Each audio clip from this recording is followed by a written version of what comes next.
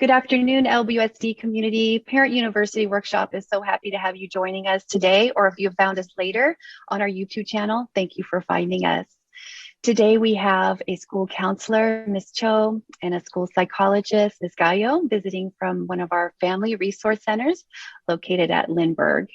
And they're going to be talking to us something that is very timely, especially with the reopening of schools. Some of our students still working virtually, and as families navigating everything that's going on. So our topic today is transforming stress and anxiety. Before I hand it off to our guest speakers, I want to let you know if you have questions for them, please click on the link below this video, fill out the Google form, and we will be responding to questions at the end of the presentation. So again, you can ask questions by clicking on that form down below, and we'll be getting back to you at the end. So I'm going to go ahead and share screen and let Ms. Cho and Ms. Gallo take it from there.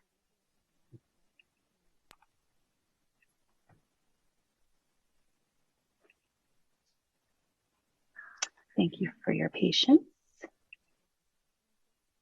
Okay, there we go. All right, thank you, Ms. Kelly. Gallo and Ms. Cho, it's all yours. All right, thank you, Kelly. Good afternoon, parents, and welcome to our workshop on transforming worry and anxiety. All right, let's go to the next slide. All right, we wanted to start off with some fun facts about us. My name is Yoonji Cho, and I'm a school counselor for Family Resource Centers. And my favorite socks are these socks. I love my fur babies, so I have a dog person socks. That's my favorite socks. And in this case, my favorite t-shirt, more like hoodie, is always had a thing for sweets. I have the biggest sweet tooth. And my first concert was in college, and I went to We Can Survive concert at Hollywood Bowl. And Rihanna came as a special guest, so I was very excited.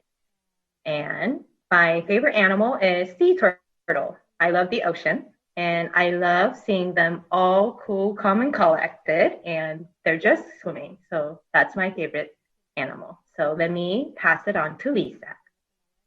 Okay, so we can go on to the next slide. Hi, everyone. My name is Lisa Gallo.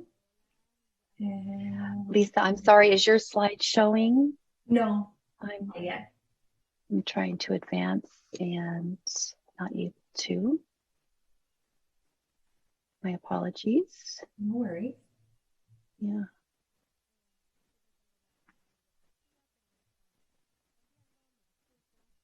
Let's see here.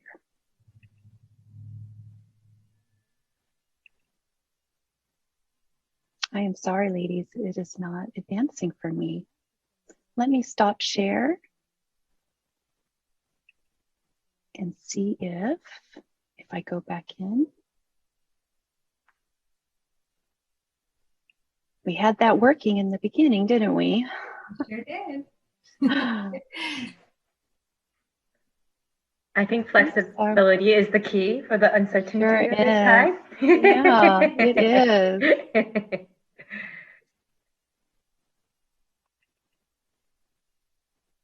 There we go. Let's see. I may try it from here, if that's okay. There we go. We might leave it there. Okay. Ms. Gallo, I believe your slide should be showing now. It says double click to enter full screen. Oh, it does. Mm-hmm. I'm sorry, I am not seeing where that is.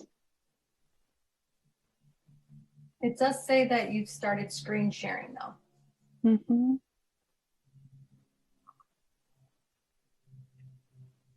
Okay, my apologies, participants. Welcome to the Zoom world. Let's try again here.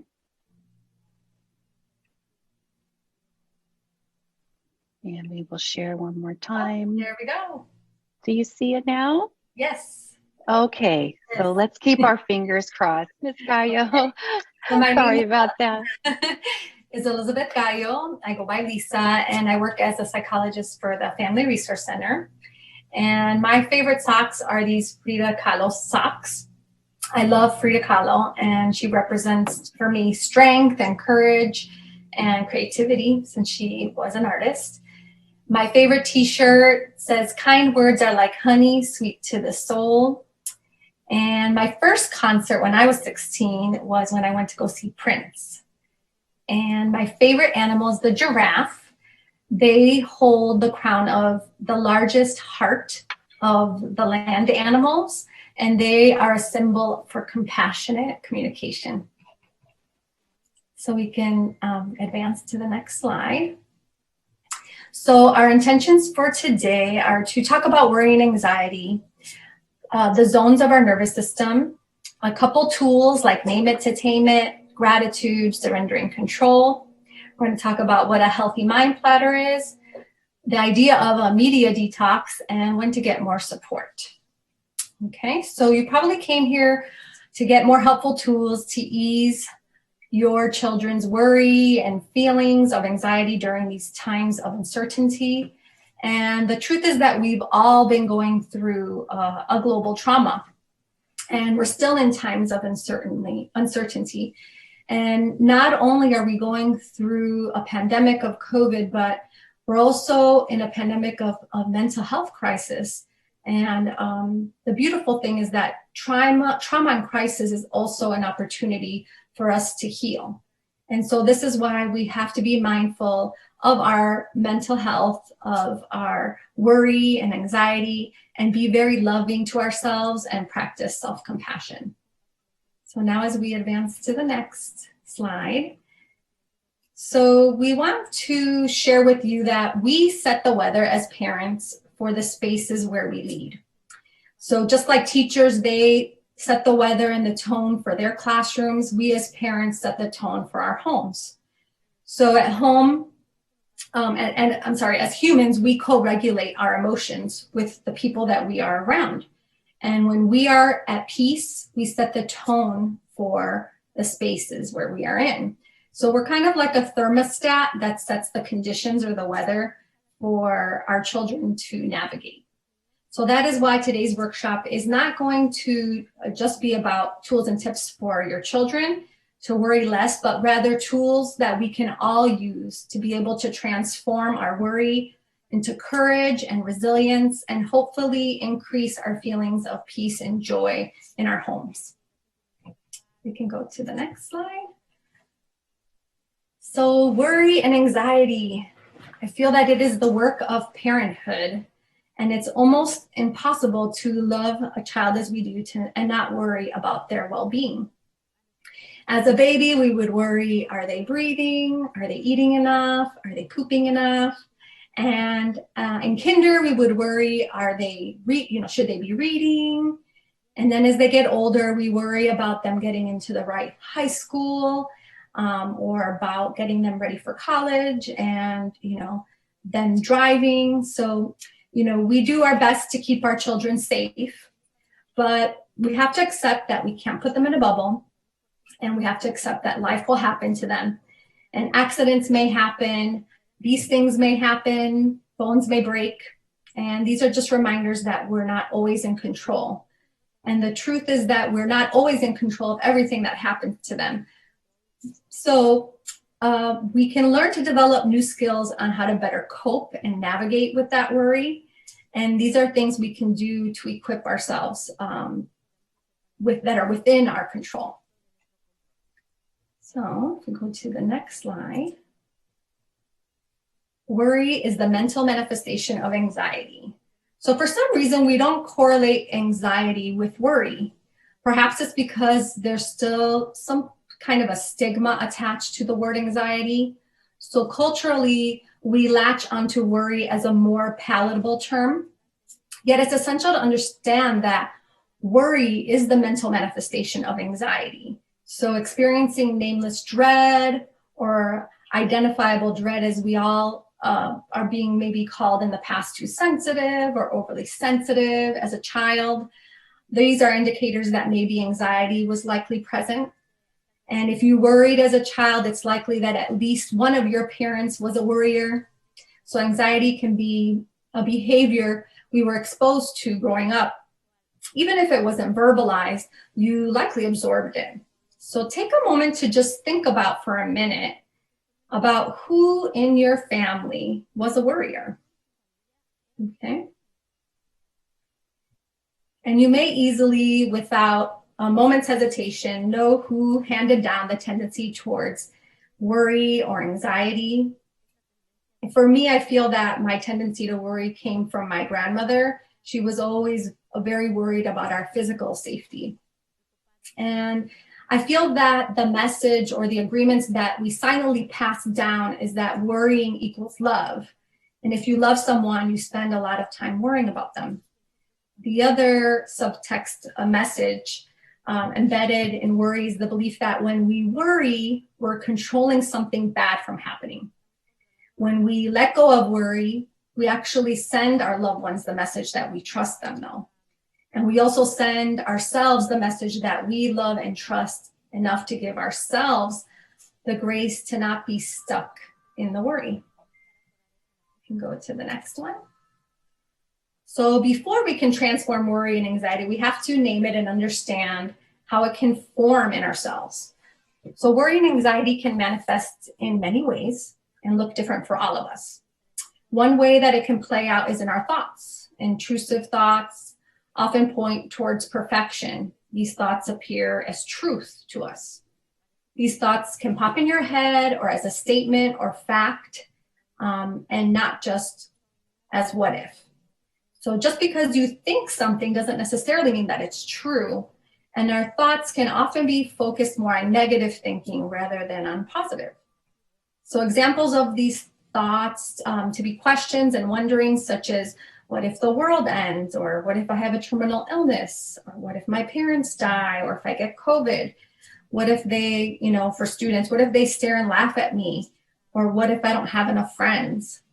So it can be very challenging and paralyzing to live in the land of what ifs. Let's go to next slide. So there's also physical symptoms in the body like tightness in the chest or insomnia, antsy feelings in the body like you can't sit still, headaches, pressure in the head, digestion issues. Often we hear about butterflies in our stomach and tummy aches, rapid heartbeat, and lightheadedness. And then the next slide. We also have behavioral symptoms such as anger, irritation, perfectionism, addictions, incessant talking, compulsive rituals such as like being online and attempting to seek reassurance often. And in the next one, so when we're able to recognize the symptoms of anxiety, the more we'll be able to name it. And many people do not realize that our thoughts and our feelings and sensations indicate anxiety. And whatever we don't understand leads to more anxiety. So now we're just going to stop and look at the next slide where we have some anxietries. And as you can see here, we have the weeping willow, the quaking aspen, the worried sequoia, the sweaty palms, the queasy sapling, and the bonsai may appear outwardly calm, but inside it's screaming. So I want you to think about for a minute which anxiety represents you when you're feeling worried or anxious. So I definitely feel that when I'm anxious, I am more like the bonsai. On the outside, I look calm, but inside, I'm running kind of like a little hamster wheel. Yoonji, what about you? I am definitely more of a sweaty palms. You can clearly see that I'm very nervous and having an anxious moment. So definitely the sweaty palms. Okay, thank you. So we can go to the next slide. And so we have put down below this scenario that is from Modern Family, because we'd love for you to watch it on your own time, because it really goes into a representation of anxiety that is quite comical. And so, just how anxiety, the little symbols, can help us organize our understanding of how anxiety can manifest.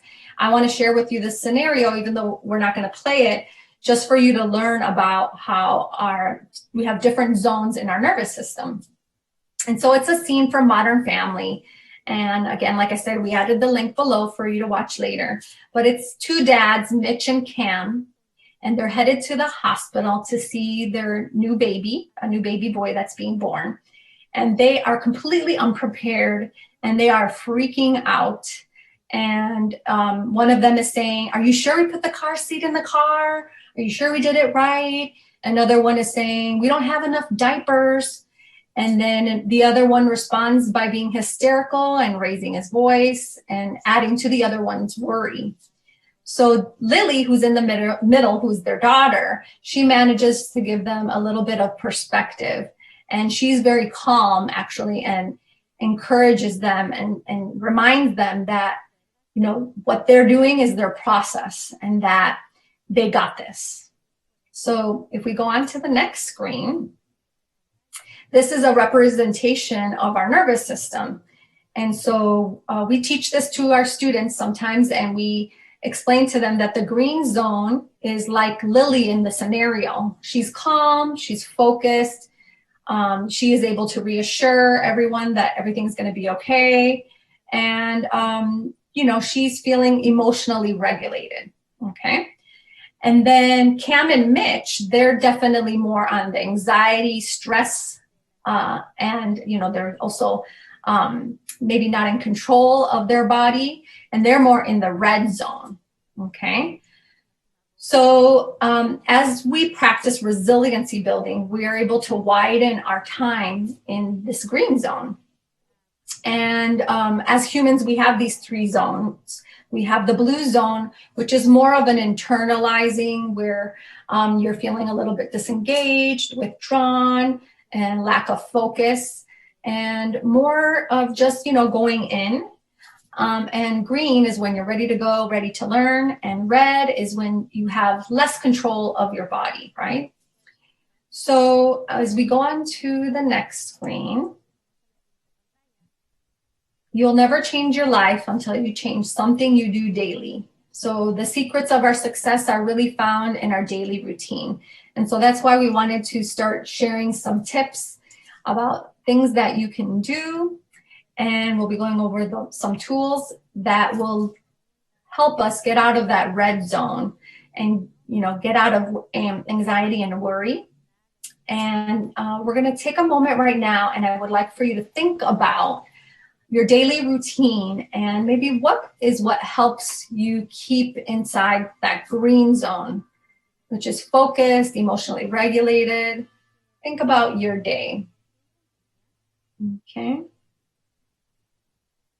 So I personally, in the morning, is when I have the most energy. So that's usually when I spend my time doing self-care.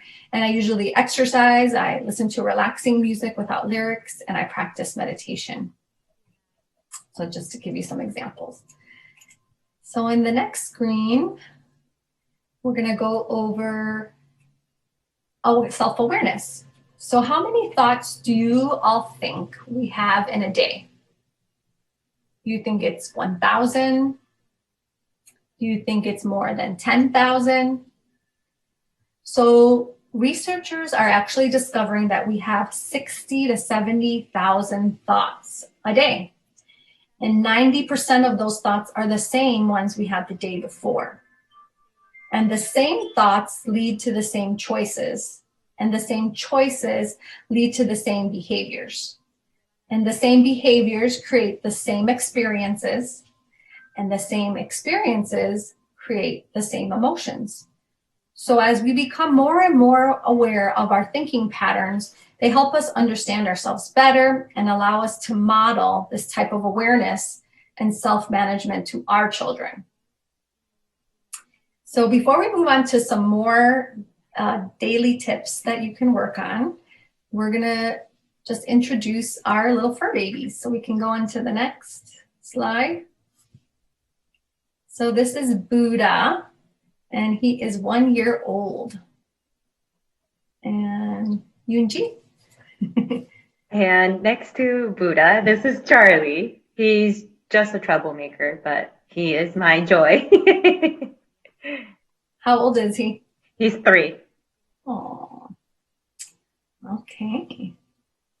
So now we can go on to the next screen. So the next tool is called Name It to Tame It. And so the first key to unpacking anxiety is to not push it away and protect against it. And it's a calling to be curious about our inner world and recognizing your thoughts as maybe alarm bells that have a deeper message.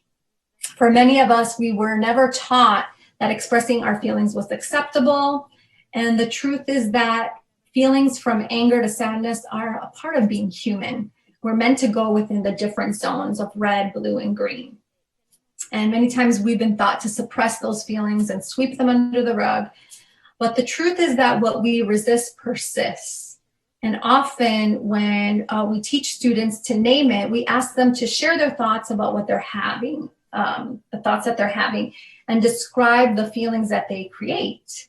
And when they see these feelings and thoughts as separate from them, then they can more easily name it and then tame it. So this helps us gain control over our spiraling negative thoughts, okay?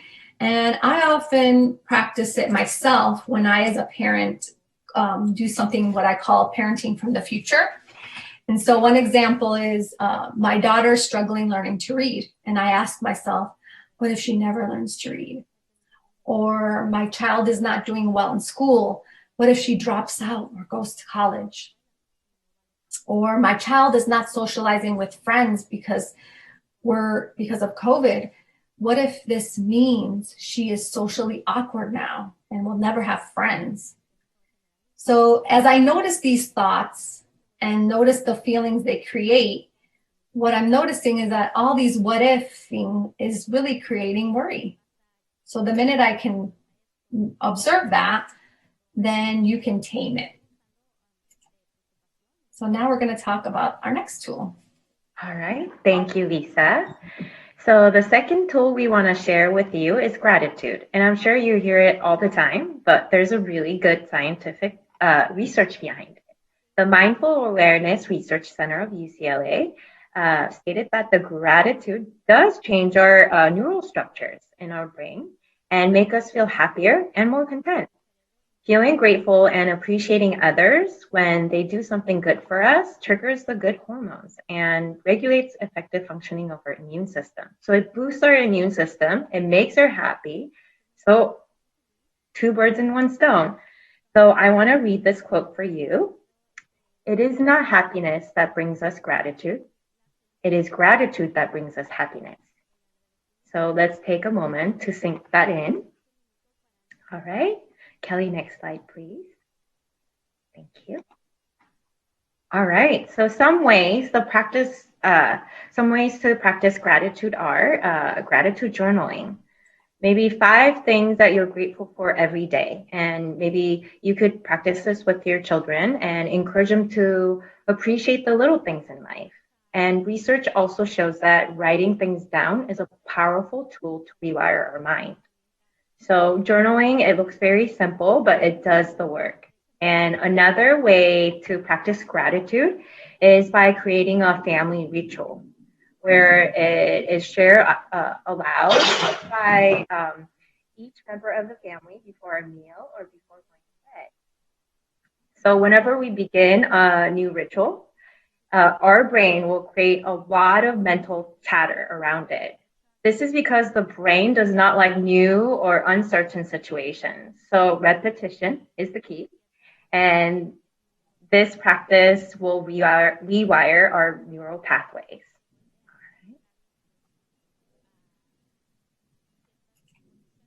Okay, so the next tool is actually visualizing gratitude. And so here you can imagine changing the channel of your internal television so we can focus on something else. And so I've used this image hundreds of times. When my daughters were young, I would see them falling down the stairs as they were, going down the stairs when they were little, or maybe on a playground, falling from the play structure, and just imagining and visualizing horrible images on my worry screen.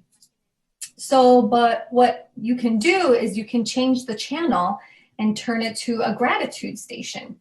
And there, projected on the screen, I would see my beautiful, healthy daughters happy. I would see their shining faces, big smiles, and I would see them running across the green grass, laughing their heads off as they tried to avoid the sprinklers. So it's a big shift when you are intentional about what you're visualizing and thinking. So now my daughters, who are 11 and 13, they get to walk in our neighborhood alone. And I can see that for the last 13 years of practice, I have finally honed in my ability to transform worry into trust.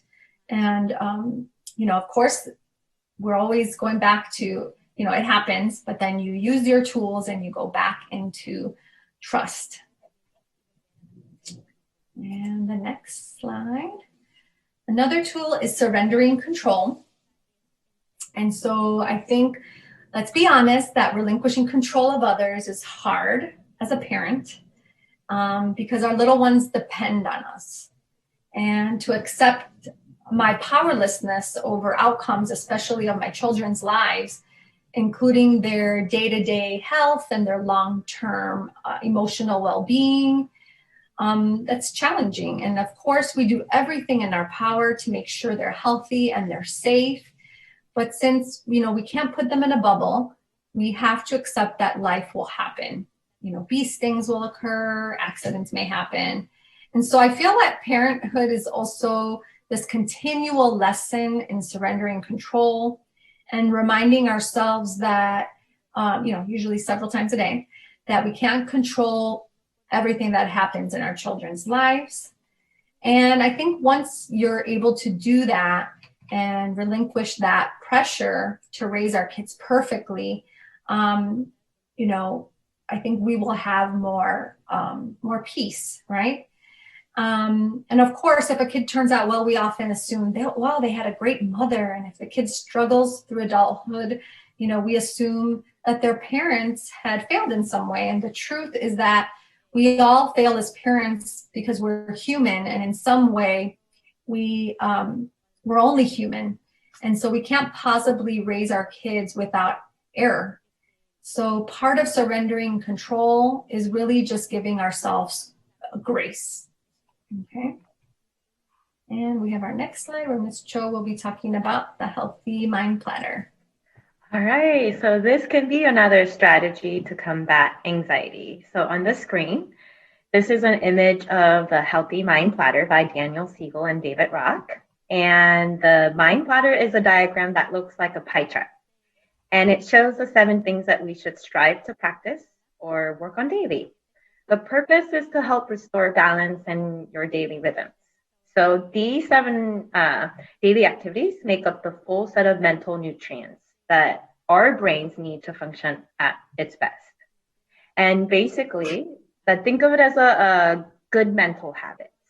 By engaging in every day in these servings, you're enabling your brain to coordinate and balance its activities, which overall strengthens your brain's internal connections and the connection with other people. And that's what we want for our kids and ourselves. All right, next slide. So let's dig deeper into the 7 essential daily mental activities. So first one is focus time. When we closely focus on tasks in a goal-oriented way and taking challenges that make deep connections in the brain. So some of the examples of activities can be like doing puzzles, maybe reading a book, finishing up work or homework. And next one would be playtime. When we allow ourselves to be spontaneous and creative and playfully enjoy fun experiences, and which also helps to make new connections in the brain. So it could be hanging out with friends or playing board games or card game with friends, or even drawing and painting. And then third would be connecting time. It's when we connect with others, ideally in person. And an example would be spending one-on-one time with your children or even loved ones, and even talking about good parts of your day with someone. So sharing those things is connecting time. And the fourth one would be physical time. When we move our bodies, we strengthen our brain as well in many ways. So examples can be going on a family walks, having a dance party at your house, and please invite us, or going on a bike ride. And the fifth one would be time in. It's basically tuning in. When we quietly reflect internally and focusing on sensations, images, and feelings and thoughts. And it could be like we need to take time in for activities like meditation, prayer, and self-reflection. So, and also including maybe journaling their emotions could be one. And the sixth one is downtime. This is when we do some non-focused, without any specific goals, we let our mind just wander and simply relax. So this could be like taking a bubble bath before going to sleep, or listening to relaxing music, or mindlessly just building Legos, or maybe just playing with Play-Doh. And I was thinking sunny days like today, lying outside and just looking at clouds. And last one is sleep time, is when we give the brain the rest it needs to consolidate and all the learnings that we did and recover from our experiences. So this could be like for children, it could be snuggling with stuffed animal, maybe making up their bed with fresh sheets, things like that. So we can model these healthy habits in each area and create family rituals and promoting a healthy mind. And there's so many creative ideas. So if it calls you to do more than what you already do, or maybe now you're adding onto your list.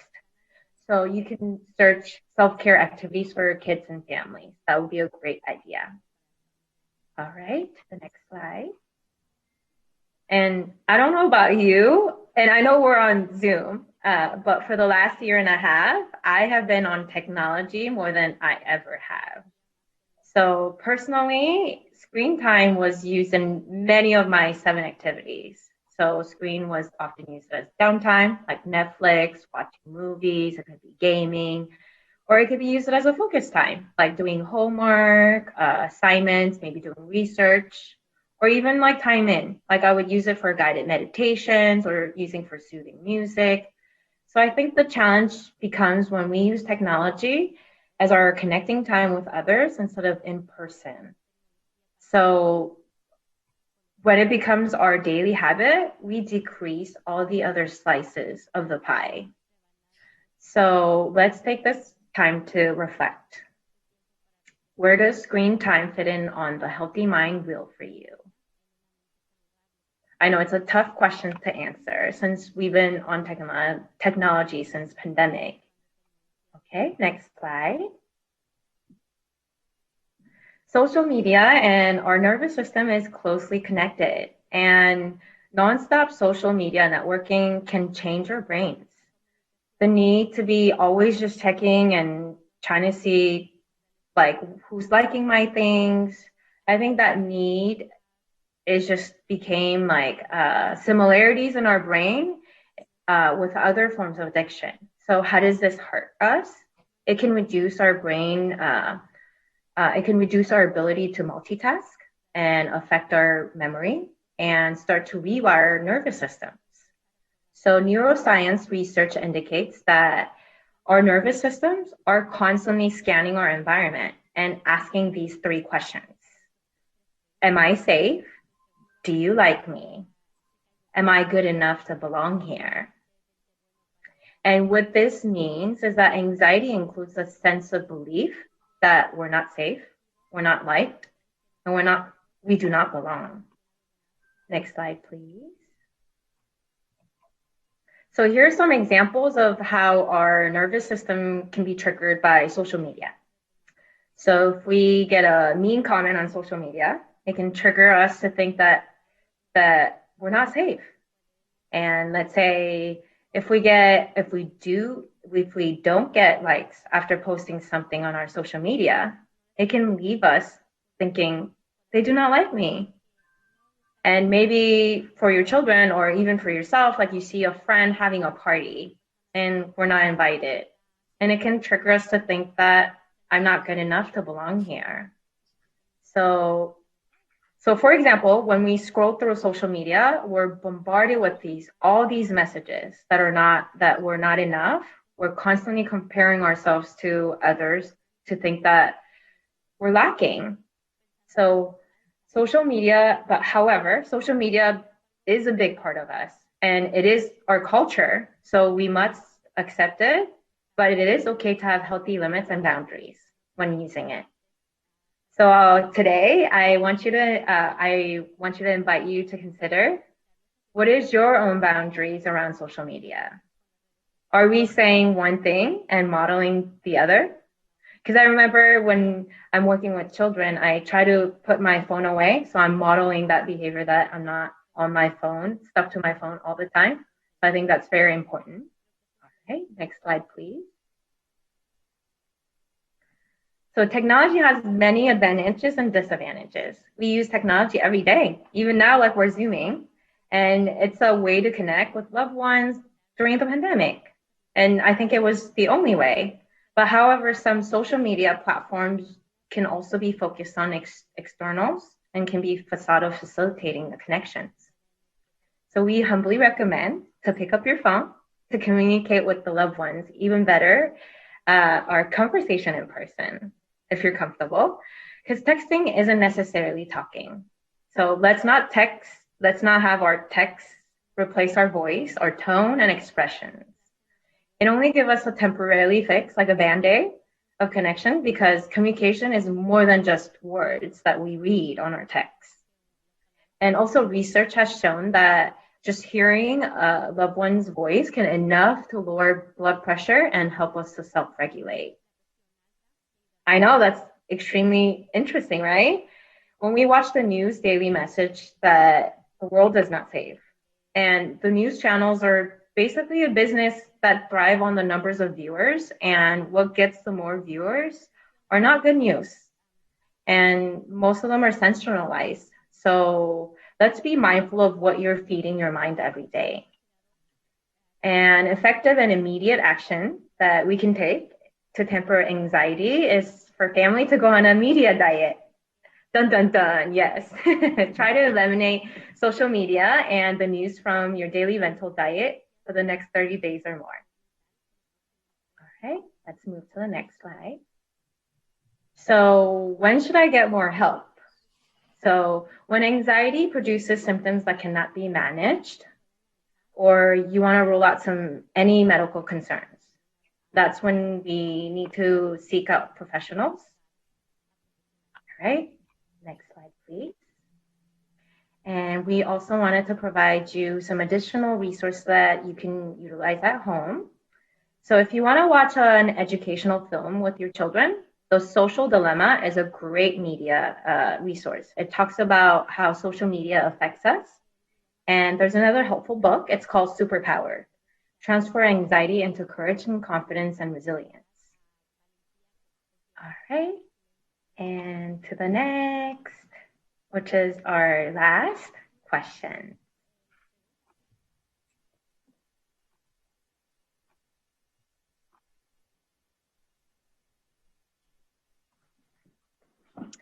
Hi, Yunji and Lisa. Thank you so much. I had to stop share there so you could see me. So as far as questions, we really just had a couple. We did have a parent just asking if we might be able to provide this in another language. It looks like possibly Spanish. So to that family that's watching, we will be working on gathering these slides in Spanish or translating them and making them available on our Parent University website and pushing that back out to families as well. And then we also had, I'm not sure if it's a question or a comment. So it has to do with one of those strategies, surrendering control. So it says surrendering control can be named or used as A, trusting others, B, team building, C, problem solving skills. So I feel like it could be for all three. What are your thoughts on that? I definitely agree that they could all fall into that. Yeah, that it could help with all of those. I was taking notes personally when I was listening to this. love the strategy of the journaling, that action of just not thinking about gratitude or speaking of, but actually journaling it, and that it is work, and it's how helpful that is. And the name it to tame it, and the thought of what ifs and how those can just kind of overwhelm us if we don't name that. So thank you so much. And I just want to say too, that angsty tree with the different trees at the beginning, I was feeling that anxiety when we started out, and we were having a little bit of trouble with our technology. So I had to think about which one I was, and I felt like I fell into the bonsai. Trying to pull on a cool, calm, and collected face, but I was feeling really anxious inside. So it was nice to have that kind of acknowledged that that's okay. That's one way that some of us share or deal with our anxiety. So thank you so much for sharing these strategies. The idea of a social media diet just sounds like a really good diet everyone should be on from now and then. So thank you so much for joining us today and bringing this wonderful information to our LBUSD community. And to everyone who's watching, we hope you have a lovely evening, and we look forward to you tuning into us with us next Thursday. Have a lovely evening. Bye. Bye. Thank you.